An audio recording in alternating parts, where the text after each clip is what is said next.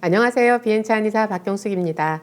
오늘은 구독자 한 분께서 손가락 관절염에 대한 이야기를 해줬으면 좋겠다 이런 말씀을 하셔서 손가락 관절염을 어떻게 하면 효과적으로 좀 관리할 수 있는지 이 부분에 대해서 말씀드리도록 하겠습니다.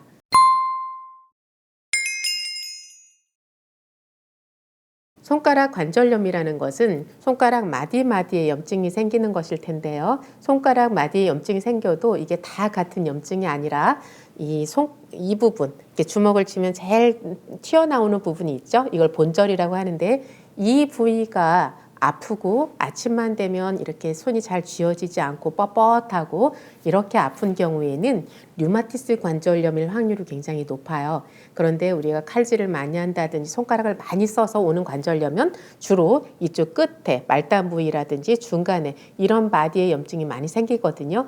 보통 손가락 관절염이라고 했을 때는 이렇게 끝부분이나 중간 부분 여기에 온 관절염을 손가락 관절염이라고 하고 이쪽 본절 부위에 오는 경우에는 대부분은 그 류마티스 관절염에서 오는 경우가 많아요. 자, 그렇다면 류마티스 관절염도 마찬가지고 그냥 손가락 끝에 오는 손가락 관절염도 마찬가지고 이 손에 오는 관절염을 어떻게 하면 치료할 수 있을까? 이제 이 부분을 살펴봤으면 좋겠는데요. 저희 그 한의원이 인천 소래포구에 있어요. 그래서 인천 바닷가에 있는데 그러다 보니까 이 소래포구에 이제 어시장이 있고 어시장에서 일을 하시는 분들이 저희 한의원에 내원하는 경우가 많거든요. 아무래도 어시장에서 이렇게 힘든 일을 하다 보니 이제 칼질을 주로 많이 하실 거 아니에요. 그러다 보니 이제 손가락이 이렇게 아프신 분들이 굉장히 많고, 테니스 엘보, 뭐 어깨 이렇게 아픈 분들이 많이 있더라고요. 그리고 심지어는 이제 겨울철에도 이렇게 차가운 물에서 이렇게 일을 해야 되다 보니까 손에 동상이 걸리는 그런 경우도 많고요.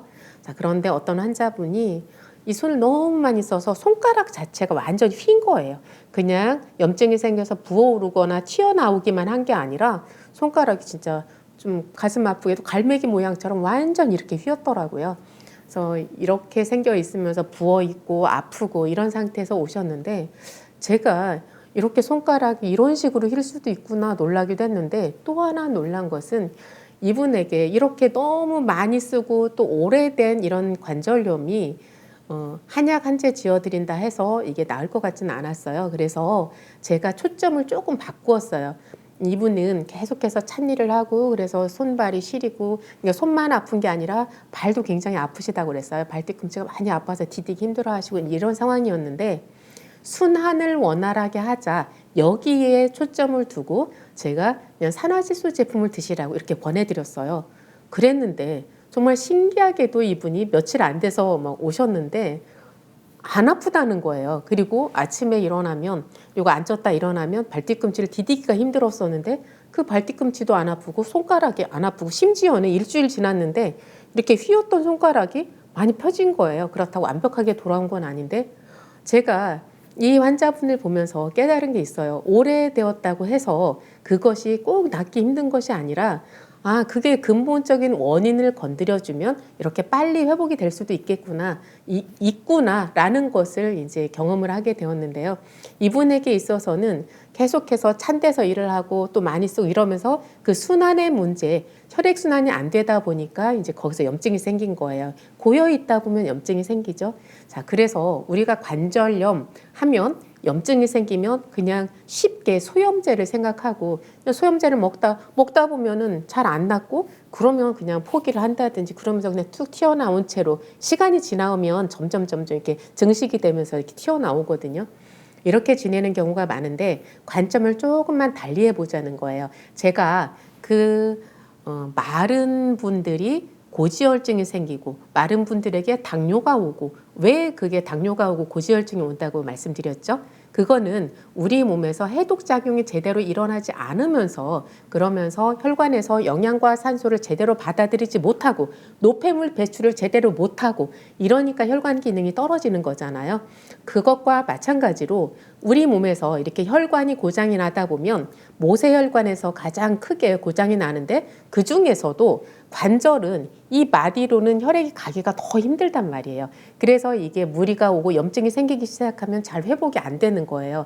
약을 먹어도 잘 회복이 안 되고. 그래서 더 중요한 것은 그 염증 자체보다 물론 급성 염증일 때는 이제 항생제나 수염제 뭐 이런 걸 드시는 게 맞을 수 있는데 그런데 이제 이미 만성이 되어가는 상황이라면 그런 염증 이거에만 초점을 맞추지 마시고 내 관절 부위에 혈액이 잘 들어가질 못하고 있구나. 혈액이 들어가더라도 이 영양물질을 넣어주고 노폐물을 빼내고 하는 이런 과정들이 잘 일어나지 않는구나. 이런 생각을 하신다면 그렇게 혈액순환이 잘 되게 하는 것 여기에다 초점을 맞췄으면 좋겠는데요. 그래서 관절염 약은 드시면서 먹는 건 맨날 기름진 거 드시고 뭐 또 이제 그 단 음료들 막 많이 먹고 밤늦게 야식 먹고 이런다면 과연 그런 분들이 염증이 좋아질 수 있을까요? 그렇지 않다는 거예요. 밤에 먹는 것은 늘 소화기에 부담을 주고 그리고 소화를 완전히 시키기 힘들기 때문에 내 몸에 염증을 더 유발시킬 수 있는 거예요. 그러다 보니 손가락 관절염 다소 이렇게 가벼운 질환 같지만 이것이 길어지면 굉장히 힘들잖아요. 이런 분들이라면 일단 먹는 것부터 조심해야 된다. 이 말씀을 드리고요. 그리고 내가 그렇게 좋게 식단을 좋게 가져가면서 동시에 이제 혈관염증을 예방해 줄 수 있는 오메가3라든지 아니면 산화질소 제품이라든지 이런 것들을 같이 병행을 하면 좋겠다. 이런 말씀 드리고요. 그러니까 무작정 좋은 것, 그런 식품만 찾아다니지 말고 그 이전에 내가 음식을 어떻게 먹느냐 그거를 반성을 해보자는 거예요. 그 반성 위에서 거기에서 이제 좋은 식품들을 추가해서 먹는 것 이런 것이 좋지 않을까 이런 말씀을 드리고요. 자, 이제 제가 운동법을 하나 가르쳐 드리려고 해요. 언젠가도 이것을 말씀드렸던 것 같은데요. 그분도 마찬가지로 이게 칼질을 지금 10년 넘게 10년이 뭐예요? 한 20년 정도 하신 것 같은데요. 칼질을 너무 많이 하다 보니까 늘 이렇게 팔꿈치랑 손이 아파서 이제 오셨던 분인데 그분한테 제가 가르쳐 줬던 운동법이에요. 그래서 어느 날 갑자기 그분이 그렇게 말씀을 하시더라고요. 원장님이 가르쳐 줬던 운동을 열심히 했더니 손가락은 안 아프다는 거예요. 그래서 제가 무슨 운동 가르쳐 드렸죠? 거꾸로 이제 여쭤봤어요. 그랬더니 제가 그때 가르쳐 드렸던 운동이 이거였어요. 손가락을 이렇게 마디 하나하나를 이렇게 꺾는 것처럼 꺾고 이렇게 쫙 펴고 이렇게 이걸 하는 거예요. 그래서 이거를 제가 근육 늘리는 운동법에서 한번 가르쳐 드렸었는데요.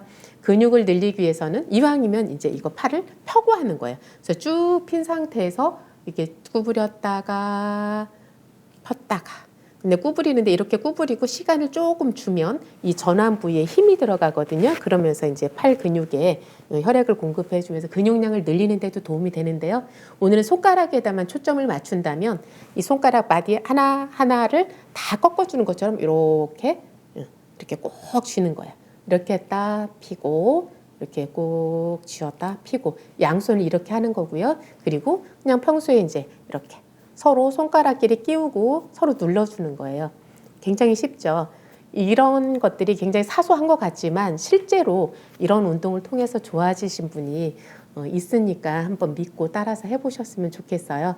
자, 그래서 우리가 음식을 조심해서 먹자. 거기에다가 보충식을 나한테 맞는 것 이거 찾아서 이제 복용하시면 되겠고요. 거기에다 운동법 가르쳐 드렸고요. 그리고 간단한 거 하나 더 가르쳐 드릴게요. 이건 너무 쉬울 것 같은데요. 그 대신 도구가 필요해요. 제가 오늘 이제 최근에 이제 구입한 건데 이 도구에 굉장히 매료되었다고 하나요? 사용 그 용처가 굉장히 많더라고요. 그래서 이제 이게 뭐냐면 630 나노미터라는 그 파장을 가진 적외선기예요. 큰 적외선기는 한의원에 많은데 이렇게 조그만 이제 적외선기는 집에서도 그냥 활용하기가 좋잖아요. 그래서 제가 써봤더니 꽤 괜찮아요. 그래서 자, 손가락 마디가 아프면 손가락 마디에다가 이렇게 젤을 발라주는 거예요. 그리고서 이렇게 문질러 주기만 하면 되는데요.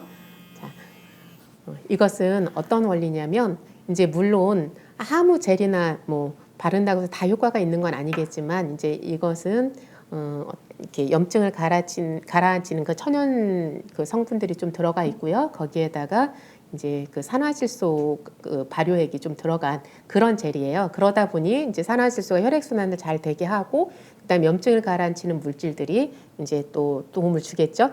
그런데 그런데 이것을 왜 쓰냐? 오늘 제가 그 말씀을 드리려고 하는 거예요. 이 손적외선기를 활용을 하면 이것이 이 침투율을 높여준다는 거예요. 그냥 이게 피부가 얇은 것 같아도 사실 피부 안쪽까지 특히나 관절에까지 영향을 준다는 것이 쉬운 일이 아니거든요. 그런데 그냥 발랐을 때에도 사실 조금은 편해지는 느낌이 있었는데 이 적외선기를 이용해서 이렇게 젤을 발라주니 투입률이 높아지면서 손가락 관절들이 훨씬 편해지더라는 거죠.